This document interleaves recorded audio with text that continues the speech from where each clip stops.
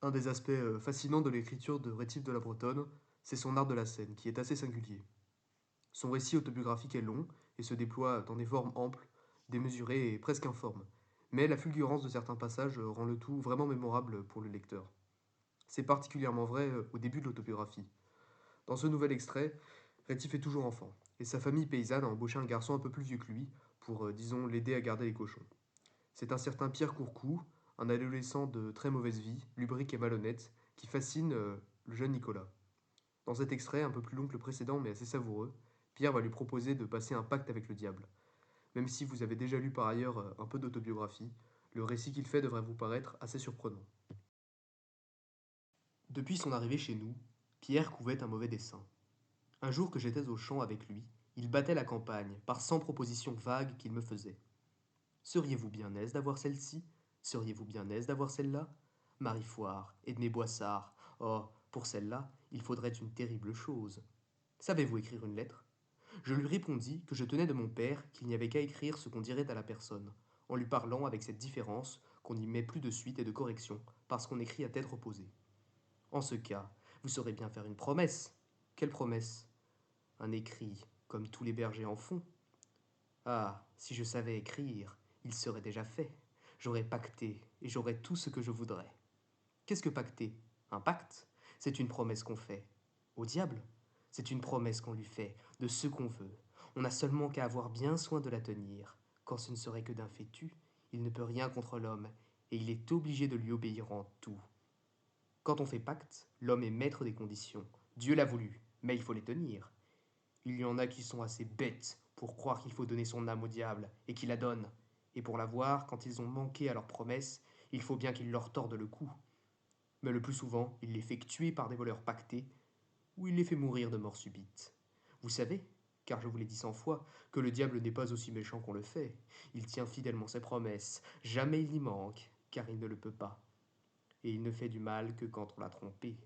Sus donc, faisons un pacte avec le diable, qui nous servira à tout ce que nous voudrons, à telle et telle condition, bien facile, comme de mettre son doigt sur sa bouche ou dans son oreille une fois par an, tel jour qu'on voudra, etc. Je fus si étonné que je ne pus répondre.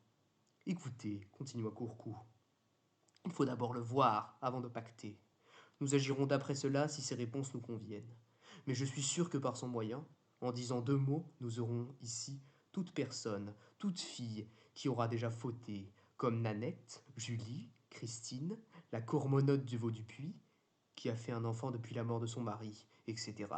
Nous aurons aussi, mais d'une autre manière, Edmé Boissard, Ursule Lama, votre Marie Foire, Madeleine Champeau, et toutes les jolies filles en représentation, car le diable ferait sortir d'enfer de jeunes et jolies damnées, qui leur feraient ressembler trait pour trait, et nous ferions une bonne action, qui serait de procurer à ces pauvres malheureuses, qui souffrent toujours, un moment de bon temps. Comment pouvoir regarder le diable? Dis-je en frissonnant d'horreur.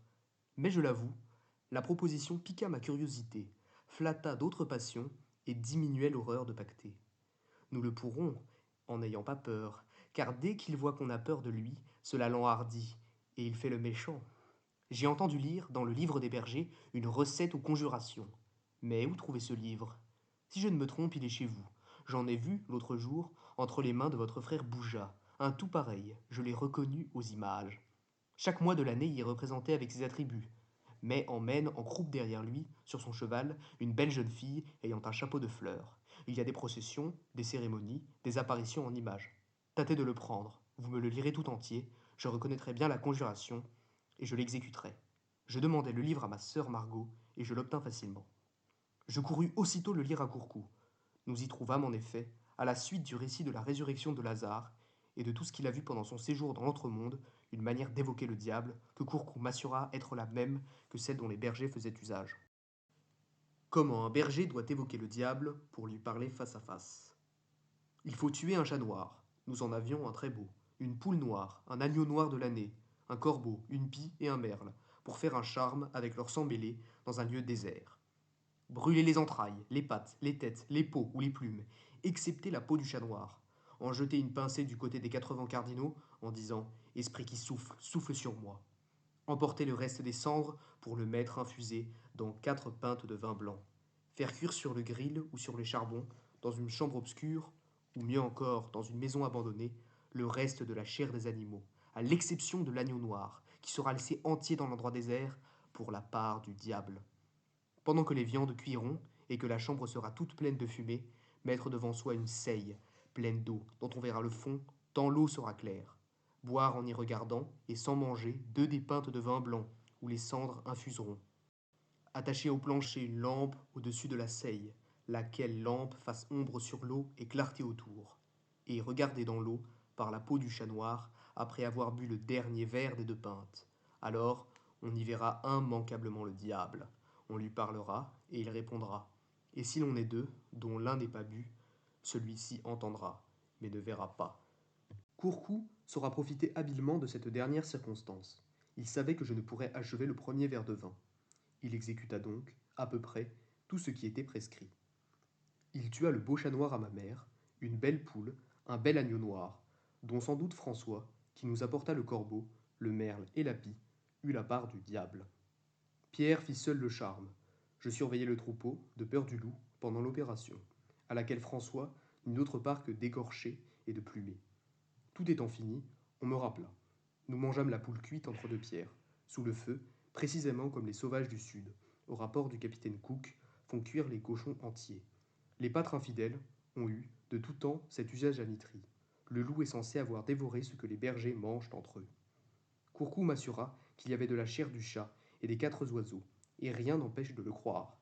Cette scène se passa sur la lisière des bois de Nitrie, à l'endroit le plus élevé d'une très haute colline qu'on nomme Triumphreid, parce que cet endroit est exposé à tous les vents et que le Freid y triomphe. Courcou acheva la cérémonie le soir même, dans une vieille grange abandonnée qui dépendait de la Bretonne.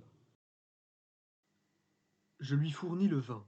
Il y mit les cendres, après en avoir jeté une pincée du côté des 4 vents. Il but les 2 pintes de vin blanc qui l'enivrèrent. Il ôta la paille dont il avait rempli la peau du chat noir pour la faire sécher. Et il en fit une sorte d'éphode ou de porte-vue, par lequel on devait regarder dans la seille. J'étais tremblant, à la porte de la masure, attendant le résultat et prêt à m'enfuir si le diable était trop laid. Courcou m'assura qu'il le voyait au fond de la seille. Il m'excitait, en balbutiant et hoquetant, à venir y regarder, mais je ne pus jamais avoir assez de résolution. Le berger faisait au diable des questions. En regardant et parlant par la peau du chat noir, j'entendais une voix sourde et rogue qui lui répondait. Tout ce que je me rappelle, ne comprenant pas bien, c'est que Pierre dit beaucoup d'inepties, que le diable lui répondait comme du creux de son ventre, ce qui m'effraya si fort que je ne voulus jamais écrire le pacte, quoique j'eusse apporté pour cela du papier et mon écritoire d'école. Courcou, cependant, me pressait d'écrire un pacte qui allait, disait-il, mettre le diable à nos ordres, à une condition meilleure que celle dont il m'avait parlé. C'était, et ceci va montrer la profondeur de la méchanceté de ce misérable, de faire commettre à un autre, soit enfant, soit grande personne, fille ou garçon, un péché mortel de luxure ou de gourmandise, à chaque service que le diable nous rendrait. Telle était la monnaie d'où nous devions le payer. Courcou se fâcha contre moi, et dit qu'il ne me ferait plus de compte. Il s'adoucit ensuite, malgré son ivresse, et me vanta les prérogatives dont il allait jouir seul.